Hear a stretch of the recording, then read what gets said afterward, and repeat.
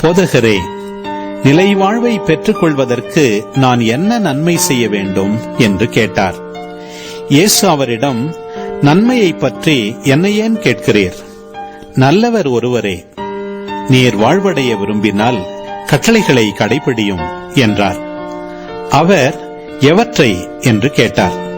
இயேசு, கொலை செய்யாதே, விபச்சாரம் செய்யாதே, களவு செய்யாதே, பொய்ச்சான்று சொல்லாதே, தாய் தந்தையை மதித்து நட, மேலும் உன்மீது நீ அன்பு கூர்வது போல் உனக்கு அடுத்திருப்பவர் மீதும் அன்பு கூர்வாயாக என்று கூறினார்.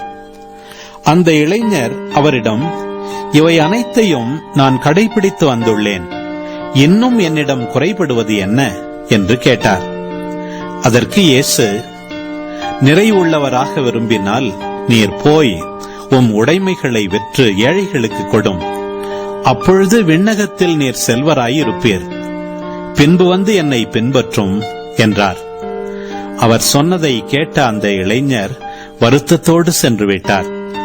ஏனெனில் அவருக்கு ஏராளமான சொத்து இருந்தது.